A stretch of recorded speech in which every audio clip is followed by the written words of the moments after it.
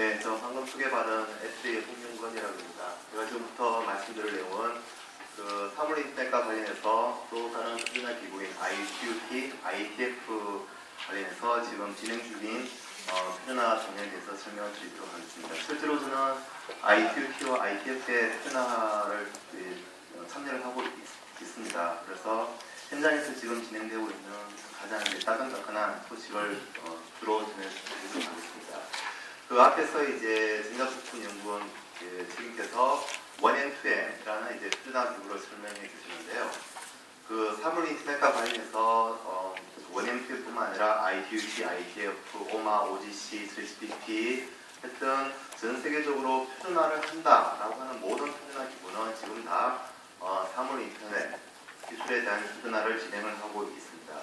심지어 이제 코덱을 다루는 엠팩에서도 또 사물 인터넷을 위한 코덱 작업이 진행되고 있는 것처럼 많은 이제 표준화 기구에서 이제 이런 사물 인터넷에 대한 표준화가 진행 중에 있고 그래서 원래 이제 표준은 하나만 있어야 되는데 불행하게도 사물 인터넷에 관한 표준은 뭐 공적 표준화 기구인 IQT, ISO뿐만 아니라 사실 표준화 기구인 3GPP, IETF, 그다음에 IEEE, 뭐 MPEG, 3GPP, 또 그 최근에 이제 어떤 산업체 얼라이언스 포럼인 뭐 YC 올조인 같은 많은 이제 표준화 기구와 그다음에 그런 기술 교육을 만드는 단체들이 있습니다. 그래서 일반 사람들은 그런 많은 표준 중에서 도대체 어떤 표준을 봐야지 이제 많은 표준 중에서도 표준을 봐야 되는 약간 그런 좀 어려운 점은 있을 것 같습니다. 그래서 미리 말씀드린다면 이제 각 표준화 기구마다 타겟으로 하는 어떤 기술적인 영역이 다 다릅니다. 가령 3GPP라면 이동통신 기술에 기반한 어떤 사물 인터넷, M2M, IoT 기술을 다루고 앞서 말씀드린 그 1M2M은 여러 가지 서비스를 공동으로 지원하기 위한 공통 서비스 지원 계층을 다루고 있고 뭐 이제 앞에 이제 김종기 교수님께서 잘 설명해 주셨지만 어떤 여러 표준화 기구들이 각자 표방하는 바가 다릅니다. 제가 이제 지금부터 말씀드릴 내용은 이제 IQT와 ITF인데요. 이 중에서 그 공통적인 특성은 주로 네트워크, 그 다음에 통신 사업자 관점에서 사물 인터넷을 바라보는 어떤 기술적인 내용이 되겠습니다. 그렇게 봐주시면 되겠고, IQT는 뭐 여러 매체를 보시면 2005년도에 그때는 이제 기술적인 논문서는 아니었지만 화이트페이퍼로 사물 인터넷에 대한 어떤 비전을 정리를 했었습니다. 그러다가 2005년도에 그런 문서를 만들고 나서 추가적으로 작업은 없다가 2011년도에 여러 가지 이제 사물 인터넷에 관련해서 JC IoT나 아니면 IoT GSA라는 큰 그룹을 만들어서 진행을 하고 있고 그리고 그 지금 그 나이파에서 진행하고 있는 해방 M2M 과제에서는 여기서 말씀드리는 이제 FG M2M라는 또 표준화 그룹을 통해서 IQT 내에 있지만 여러 개 또 스페셜 그룹을 만들어서 진행을 해왔었습니다. 그래서 그 각각을 다 자세하게 제가 설명을 드릴 수는 없고 제가 그 해당 관련되는 이제 IQT 내에 해당 그룹을 좀 이제 리스트업을 했고 그 다음에 관련된 표준을 리스트업을 했습니다. 그래서 제목을 보시면 대강 어떤 것들이 있는가 아실 테니까 보시고서 관심이 있으신 분들은 더 저 제목을 이제 찾아보시면 되겠습니다. IQT에서 관련된 이제 워크 먼저 S11, SG11은 이제 주로 프로토콜 시그널링 쪽인데요. 시그널링 쪽은 지금 두 개 이제 표준안이 공부안이 개발되고 있습니다. 그리고 S13은 이제 주로 이제 네트워크 아키텍처 그다음에 그런 쪽인데 이쪽은 지금 뭐 중국, 한국, 일본을 포함해서 많은 쪽에서 이런 IoT 관련된 표준을 만들고 있습니다. 그래서 여러 표준화 기구의 어떤 표준화 작업의 의의에 대해서 뭐 중요도에 대해서 뭐 다 중요하기 때문에 뭐 어떤 표준화 기구가 더 중요하다, 덜 중요하다라고 말씀드리기 어렵지만 IQT의 어떤 작업 의미를 좀 말씀드린다면 사물 인터넷이 맨 처음에 등장했을 때 사람들이 이런 사물 인터넷을 바라보는 개념과 다 달랐습니다. 정의가 다 달랐습니다. 예전에 RFID, USN 하시는 분들이 바라보는 사물 인터넷, M2M 하시던 분들이 바라보시는 사물 인터넷, IP, V4, V6 하다가 사물 인터넷을 것을 바라보시는 인식이 다 달랐는데 IQT는 그러한 다양하고 다이버스된 인식을 어느 정도 좀 정리해서 이제 YW2060이라는 문서를 통해서 좀 공통된 사물 인터넷에 대한 정의를 디파인했다. 이게 가장 큰 의의가 되겠습니다. 그런 문서 이후에 보면 지금 나와 있는 여러 가지 문서가 지금 개발이 되고 있습니다. 그리고 SG16은 멀티미디어 서비스, H.323이나 그런 쪽, 뭐 T.dot 시리즈 문서를 만든 쪽인데요. 주로 이제 멀티미디어 서비스 쪽인데 사물릿 인터넷은 한 계층, 한 기술에만 국한된 게 아니고 네트워크, 서비스, 뭐 심지어 뭐 보안, 뭐 코덱 다 관련돼 있습니다. 그래서 16은 이제 IoT 서비스에 관련해서 진행이 되고 있고 원래 이제 IoT가 이제 USN 센스 네트워크의 연장선으로 또 개발된 있기 때문에 보시면 뭐 오픈 USN이라는 취약에서 여러 건의 이제 표준 문서들이 개발되고 있습니다. 그래서 만약 뭐 학교나 아니면 회사나 아니면 연구소에서 개발하려고 하는 어떤 기술이 있다. 그랬을 경우에 비슷한 제목의 어떤 문서가 있다. 그러면 먼저 이걸 한번 보시는 게 이전에 사람들이 어떤 식으로 고민을 했고 어떤 식으로 표준 기술을 만드는지 참고하실 수 있을 것 같습니다. 그리고 마지막으로 SG17은 이제 시큐리티 쪽인데요. 보안에서 사물 인터넷에서 보안이 중요하다 말은 하지만 아직까지 보안 관련해서 뭐 IT도 그렇고 IT도 그렇고 많은 활발한 작업은 이루어지지 않습니다. 원래 이제 기술 개발할 때 보안이 제일 중요함에도 불구하고 뭐 여러 가지 이유로 제일 마지막에 보안 작업이 되는 것 같은데요. 지금 현재도 보면 IT에서 SG13, SG16은 진행 중인 게 많은데 SG17은 지금 현재로서는 더 한 건 이게 문서가 되겠습니다. 앞에는 이제 어떤 실제 진행 중인 문서 리스트업을 했기 때문에 관심 있으신 분은 보면 되고 두 번째는 이제 이 세미나의 하나의 목표가 이제 나이퍼가 주관이 되고 애플이 이제 KT가 같이 참여한 개방 M2M 과제 주요 결과물을 좀 설명을 드린다면 이 관련해서 이제 포커스 그룹 on M2M 서비스 레이어라는 쪽으로 작업을 했었습니다. 그래서 그 결과를 간략하게 말씀드리면 그 맨 앞장에 제가 보여드린 이 한 장의 그림에서 보면 현재 이제 JC IoT라는 그룹과 IoT GSI라는 그룹은 진행되고 있고 포커스 그룹 M2M 포커스 그룹은 말 그대로 어떤 태스크 포스식으로 어떤 이슈에 대해서 이제 짧은 시간에 딱 이제 연구를 하고 결과를 이제 다른 쪽으로 트랜스포 하는 쪽인데요. 그래서 포커스 그룹 M2M도 활동이 2012년, 13년도 이제 작업됐고 지금은 이제 그 작업이 종료되었고 후속 작업은 관련된 SG11이나 SG13, 16 쪽으로 트랜스퍼 되었습니다.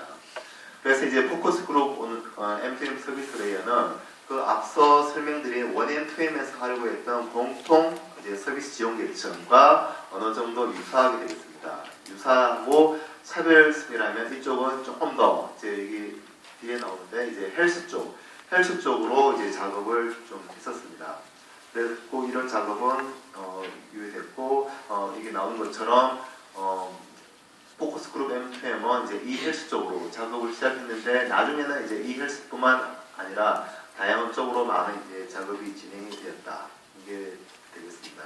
그래서 이 포커스 그룹은 뭐 그 기간이 2년 채 안 되기 때문에 그렇게 많은 활동은 하지 않았지만 IoT 내에서 이제 원엠평과 같은 공통 서비스 지원 계층을 다루기 위한 작업을 했다. 이런 것들이 이제 의의가 있을 것 같습니다.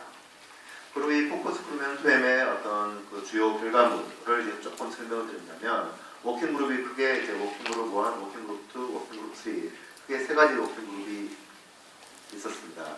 그리고 각각 워킹 그룹을 리드하는 사람이 뭐 중국, 뭐 미국, 뭐 한국 뭐 이렇게 다양하게 되어 있는데요.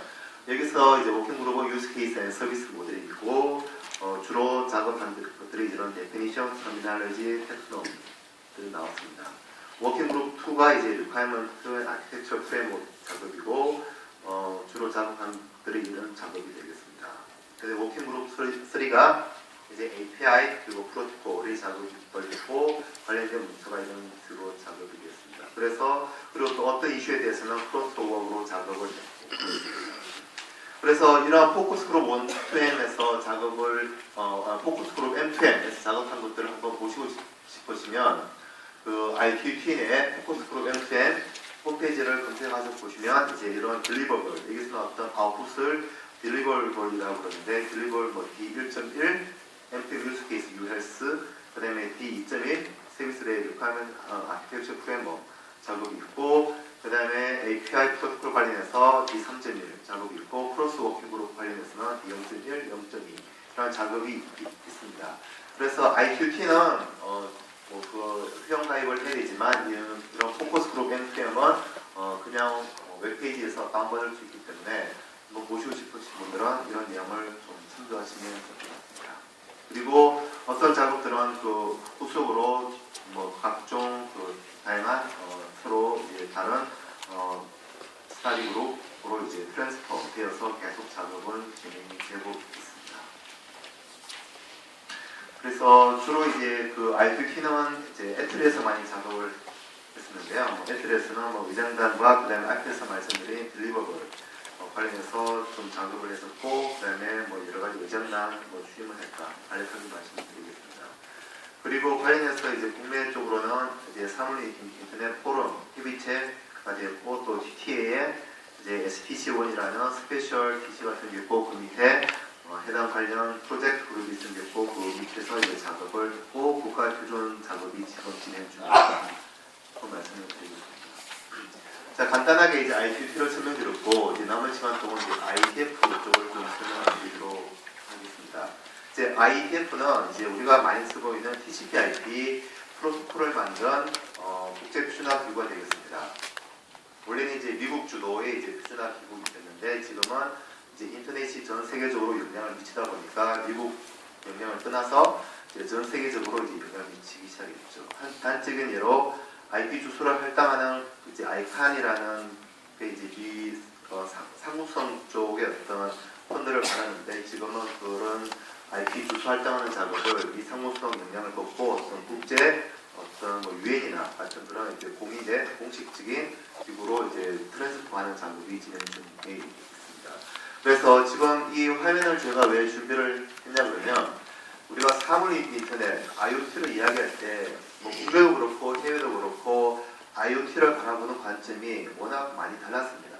지금도 또 많이 또 다르겠지만, 그래서 그때는 한 가지 좀 아이러니하게 우리나라 예전에 IT 839 때부터 시작했던 RFI, USN 하시는 분들이 뭐 지금도 많이 오시겠지만 그분들의 어떤 작업했던 것도 많고 그다음에 활동도 왕성하고 해서 우리나라의 처음의 사물 인터넷은 약간 그런 분들의 어떤 인풋과 그다음에 또 그 당시에 시작할 때 이제 방통통신위원회에서는 이제 이동통신기관 어떤 M2M을 조금 많이 밀었습니다. 그렇게 해서 이게 어떤 한쪽으로는 예전에 RFI, USM 같은 센서도 한쪽으로는 이동통신 쪽이어서 약간 이렇게 좀 다이버스 되는데 그러다가 미래부가 출범하고 그러다 보니까 문제점이 그러면 예전에 직영부에서 했던 뭐 RFI, USM 사업 그 다음에 방통에서 했던 어떤 이제 M2M, 뭐 유비코드 사업을 여러 개가 비슷하니까 한번 같이 엮어서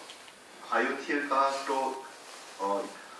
서로 커넥티비티를 제공하는 거니까 말 그대로 서로 엮어서 새로운 한번 서비스나 아니면 시너지 효과를 한번 내보자 라고 하는 그런 요구가 되었는데 이게 불행하게도 기존에 구축되었던 무슨 시범 서비스나 아니면 기존에 개발되었던 그런 기술 사업들을 묶으려고 하다 보니까 잘 안 되었습니다. 뭐 여러 가지 이유가 있겠지만 그 이유는 제가 말씀드릴 수 없고, 그래서 국내도 그렇고 해외에서도 그렇고 이런 사물 인터넷이 기존에 없던 게 갑자기 하루아침에 나왔다기보다는 예전에 많이 연구되었던 것들이 융합되고 서로 시너지 효과를 주고 서로 이제 연결되면서 되는데 기존의 것들을 연결하지 못하고 묶지 못하고 새로운 것만 계속 만들어내는 건 의미가 없죠. 그래서 기존에 개발되었던 기술, 기존에 개발되었던 서비스, 기존에 했던 것들을 어떻게 서로 묶고 엮을 수가 있나 이걸 따져보니까 물론 그렇게 하기 위해서는 뭐 각각의 또 다른 걸 묶어주는 중간에 게이트웨이나 아니면 또 다른 프로토콜을 기술을 만들겠지만 우리가 이미 많이 사용하는 인터넷이라는 기술을 가만히 따져보니까 이미 그러한 역할을 충분히 수행할 수 있겠다라는 게 이제 국내도 그렇고 해외에서도 그렇게 진행이 되었습니다. 근데 이제 제가 이렇게 말은 쉽게 하지만 우리가 쓰고 있는 TCP/IP 프로토콜은 1970년대에도 군사적 학술적 목적으로 나왔던 것들이 이제 90년대, 2000년대, 2010년대에 접어들면서 모바일, 광대역 같은 그런 기술적인 변화를 겪어왔기 때문에 지금 우리가 쓰고 있는 이런 인터넷도 IoT, 사물 인터넷에서는 그대로 적용할 수는 없습니다. 그래서 2011년도, 12년도에는 기술적인 문제 때문에 ITF에서 작업이 잘 안 되었는데 최근에 이제 2013년, 2014년에서 ITF라는 표준화 기구에서 기술적인 어떤 발전이 있었고 그 다음에 이런 요구가 많았기 때문에 이런 우리가 사물 인터넷을 이야기할 때 그 인터넷이 우리가 쓰고 있는 인터넷이라는 게 많은 사람들의 공감대가 형성된 것 같습니다. 그래서 간략하게 사물 인터넷을 이제 별도로 작년에 이제 미래부에서 만든 이제 사물 인터넷 개공 계획을 보면 이제 인터넷 1.0, 2.0, 3.0에서 우리가 쓰고 있는 이제 우리가 이제 말하는 사물 인터넷은 인터넷 3.0 시대로서 하드웨어와 소프트웨어, 그다음 전략 서비스가 기존의 1.0, 2.0, 3.0과 많이 좀 차별이 되는 것을 확인할 수가 있습니다.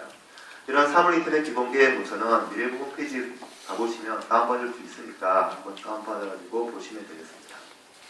그래서 제가 앞에서 말씀드린 대로 기존의 인베디드 산업, 그 다음에 모바일 산업, 그 다음에 유비쿼터 산업, 그 다음에 센서 쪽에서 했던 것들을 묶으려고 하다 보니까 이게 잘 안 된다는 거죠. 그래서 어떻게 해야 되겠냐? 새로운 걸 만드느냐? 아니면 기존에 했던 걸 다 뒤집고 다시 하냐? 그러지 말고 기존에 했던 것들을 충분히 살리면서 서로 인터워킹 하자, 인터섹션 하자. 그래서 IP 인터넷이라는 게 최근에 사물 인터넷과 이제 좀 중요하게 되었습니다. 그래서 IP, 인터넷 프로토콜이 왜 IoT에서 중요한 역할을 하는가? 기존에 따로따로 개발되었던 여러 가지 다양한 기술, 서비스 그런 것들을 이제 IP라는 걸 통해서 묶을 수가 있다는 겁니다. 그렇게 해서 이제 인터넷 프로토콜의 IP가 IoT를 위해서 해줄 수 있는 게 뭔가를 좀 보면 인터워킹이라는 인터오퍼레이빌리티는 가장 기본적인 이제 특징이 되겠고 이거 이외에 이제 스케일러빌리티. 이제 우리가 사물 인터넷을 이야기할 때 사물 인터넷에 붙는 디바이스 개수가 이제 몇 개, 몇십 개, 몇백 개에서 아주 많죠. 그래서 그런 어떤 스케일러빌리티를 지원할 수 있고 또 그 외에 다이버시티 애플리케이션이나 이런 쪽을 다 완벽하진 않지만 지원할 수는 있다라는 그러한 어떤 기술적인 어떤 발전이 있었습니다. 그래서 조금 말씀드린다면 그렇게 해서 ITF라는 인터넷 표준을 만드는 이런 쪽에서도 이미 2010년도에 선행 연구 비슷한 걸 했었습니다. 저는 ITF 계속 회의 다니는데 저도 이때 회의를 가봤었습니다. 그래서 2010년 3월 달에 ITF 77차 이때 정식 워킹 그룹이 아닌 그 이전에 이제 바보프라는 장소에서 한 80명 정도 모인 사람들한테 자, 우리가 한번 IoT를 ITF에서 이야기해 볼 건데 IoT에 대한 정의를 한번 내려보세요 라고 하니까 80명이 그 점을 안 보태고 자기들이 바라보는 IoT에 대한 정의가 다 달랐습니다. 일단 I가 그게 현재 우리가 쓰고 있는 어떤 전통적인 인터넷이냐 아니면 또 다른 네트워크이냐부터 시작해서 그리고 IoT 띵이 IP 주소를 가지는 띵이냐 아니면 IP 주소를 가지지 않는 띵이냐 물론 여기 계신 분들도 그에 대한 개념은 다 다르겠죠. 그래서 이야기를 하려고 하다 보니까 뭔 기술적인 논의가 진행이 잘 안 됐었습니다. 바라보는 관점이 다 달랐으니까. 하여튼 그러다가 이제 2010년도 7월달 그다음에 11월달 몇 번의 회의를 했는데 결국 잘 안 됐었습니다. 그때는. 하지만 좀 주목할 만으로는 그래도 이제 ITF라는 인터넷 프로토콜을 많은 쪽에서 IoT를 바라볼 때 필요한 게 일단 유스 케이스와 네이밍, 어드레싱, 디스커버리 쪽이다. 그리고 아웃 오브 스코프는 이렇다. 라는 어떠한 잠정적인 결론만 내렸습니다. 그러다가 2011년도에 이제 ITF라는 조직이 있으면 그 위에 어떤 상위 기관인 IAB라는 게 있습니다. 이 IAB와 ITF가 조인트로 워크샵을 하나 가졌습니다. 그게 인터커넥팅 스마트 오브젝트 인터넷 워크샵인데요. 이거는 이제 홈페이지가 있습니다. 이 홈페이지 가보시면 많은 사람들이 튜토리얼, 페이퍼, 그 다음에 테크니컬 리포트 같은 걸 내서 조금 더 기술적으로 논의를 했었습니다. 그래서 파스블한 컨클루전으로 몇 그러한 것들이 이제 나중에 실질적으로 IETF의 활동에 많은 영향을 미쳤습니다. 그래서 IETF도 뭐 하루아침에 갑자기 인터넷 프로토콜을 다룬 것이 아니라 말씀드린 대로 2010년도부터 인터넷 기술을 어떻게 IoT에 활용할 것인가에 대해서 많은 고민을 해왔었다. 이걸 설명을 드리겠습니다. 근데 이제 쉽게 말씀드려서 IoT를 인터넷 프로토콜로 설용하다 보니까 일단은 인터넷 프로토콜 자체가 IoT에 대한 고려사항이 전혀 없었다. 이게 큰 문제점이겠죠. 그러한 고려사항을 이제 최근에서 존칭이 됐고, 가장 대표적인 예로 어떤 거냐 그러면 현재 우리가 쓰고 있는 인터넷, 여러분들이 잘 아실지 모르겠지만 스마트폰, 노트북, PC, 스마트패드 같은 것들이 이미 그 안에 인터넷 프로토콜이라고 할 수 있는 TCP/IP 프로토콜을 다 풀로 갖추고 있습니다. 그리고 그러한 프로토콜을 잘 돌아가게 하기 위해서 그 안에 뭐 CPU, 램, 롬, 그다음 배터리 같은 성능도 아주 빠방한 놈들이 다 있기 때문에 가능했는데, 근데 이제 우리가 요즘 말하는 사물 인터넷 디바이스, 웨어러블 디바이스 같은 것들에 그러한 걸 요구를 할 수가 없습니다.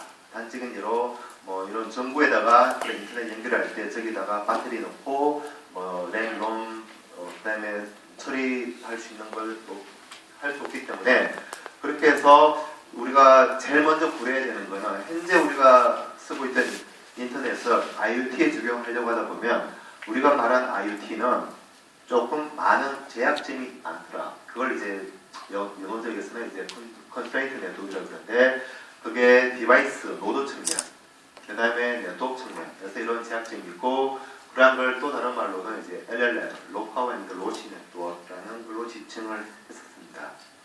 그렇게 해서 IETF에서는 이렇게 많은 워킹 그룹이 지금 활동을 하고 있고, 첫 번째 이제 식스로펜은 이제 문을 닫았습니다. 보통 이제 IETF에 보면 한 70개 정도의 워킹 그룹이 있는데, 대부분 보면 네트워크 계층, 그 다음에 전송 계층, 그 다음에 응용 계층, 보안 계층, 라우팅 계층이라고 해서 별도의 다 자기들만의 어떤 기술을 다루는데, 이 IoT는 보시는 바와 같이 이 6에로, 그 다음에 6TIC, 그 다음에 이쪽은 인터넷 에어리어, 네트워크 쪽이고, 롤은 라우팅 에어리어이고, 코어는 애플리케이션 에어리어, LWIG, DNS, SD는 인터넷 에어리어, 에이스, 다이스는 시큐리티 에어리어처럼 IoT 관련해서는 많은 표준화 그룹이 지금 이제 표준을 만들고 있다라는 걸 이제 보실 수 있을 겁니다. 그래서 좀 관심이 있으신 분들은 각각을 다 이제 찾아보시면 되겠고, 제가 시간 관계상 다는 설명을 드릴 수는 없고, 제가 주로 참여하고 있고 좀 제 나름대로 중요하다고 생각하는 조금만 간략하게 말씀을 드리도록 하겠습니다.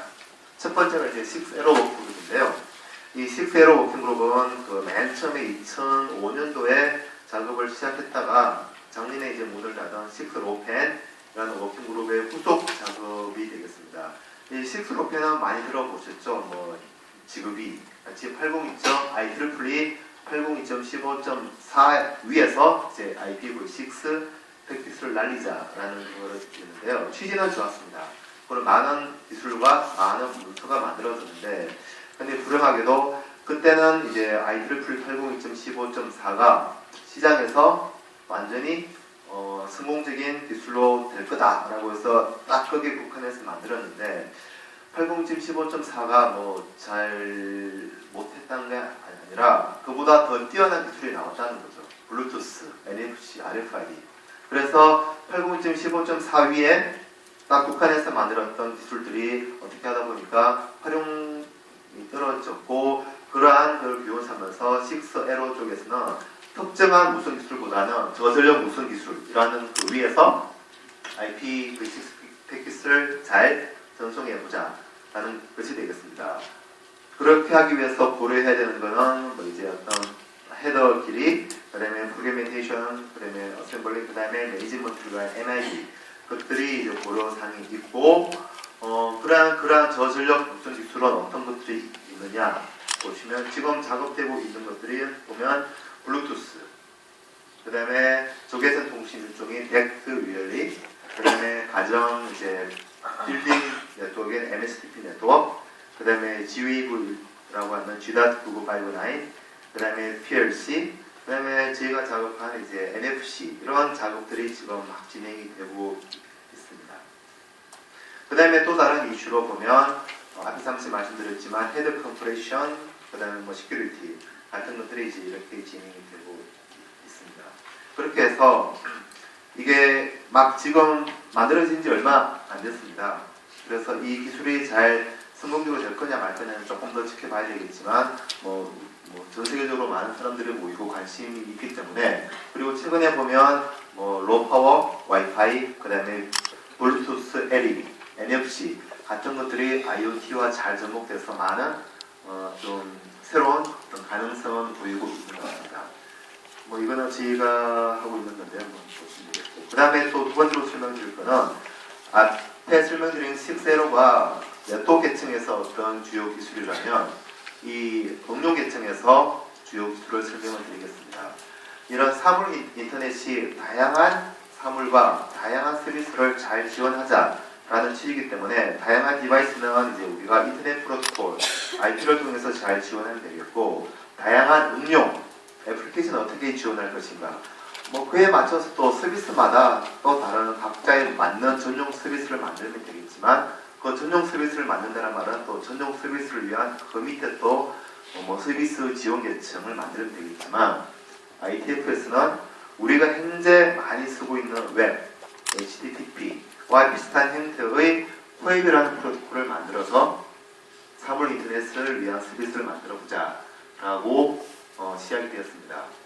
그렇게 해서 그런 것들은 이제 RESTful 방식으로 해서 인터넷의 모든 자원을 하나의 리소스로 보고서 그러한 리소스를 접근하고 제어하고 할 수 있는 형태의 문서 기술이 되겠습니다. 주요 RFC를 보시면 되겠고, 그렇게 해서 그때 이제 만든 프로토콜이 코앱이라는 프로토콜인데, 이 코앱 프로토콜의 설계는 기존의 HTTP는 TCP 위에 올라가 있고 그 다음에 회전율이 굉장히 많습니다.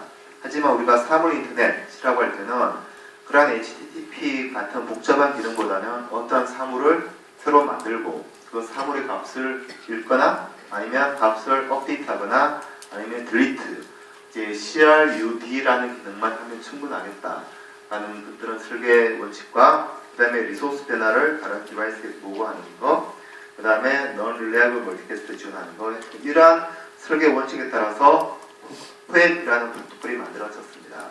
그래서 코앱은 UDP 위에 코앱 올라가고 서비스를 만드는데, 한 가지 좀 HTTP와 차별성을 설명드린다면, HTTP 같은 경우는 데이터를 간단하게 얻어오기 위해서도 TCP로 3-way 핸드세이크로 TCP 커넥션이 열고 데이터 받고 2-way 데스티네이션 절차를 거쳐야 되지만, 그냥 코앱은 간단하게 get, 그 다음에 오케이션을 받으면 되죠. 물론 이렇게 될 때 장단점은 있지만, 우리가 사물 인터넷이라고 하는 서비스 특성을 봤을 때 굳이 기존의 HTTP 아니면 또 다른 프로토콜보다는 이러한 간단한 형태의 코앱을 이용하면 많은 어떤 이점이 있더라라는 그런 것들이 이제 논의가 되었습니다.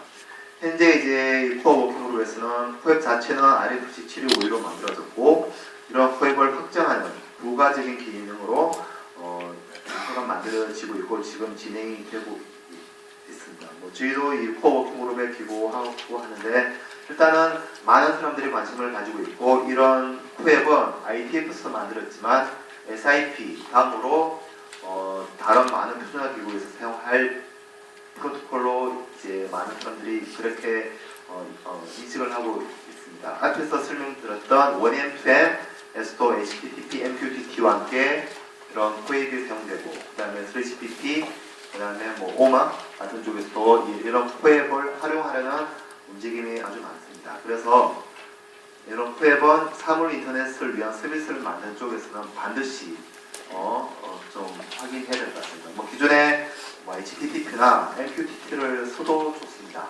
하지만 이제 또 이런 인터넷 연결 이런 측면에서 봤을 때 그 코앱이 가지는 장점은 분명히 있기 때문에 좀 잘 고려하셔야 될 것 같습니다. 제가 말씀드릴 내용은 이런 홈페이지 웹 URL을 적어놨습니다. 그래서 JC IoT나 IoT GSI, FGM2M, 6A로 코어 워킹 그룹을 가셔서 보시면 더 자세한 정보를 얻을 수 있을 것 같습니다.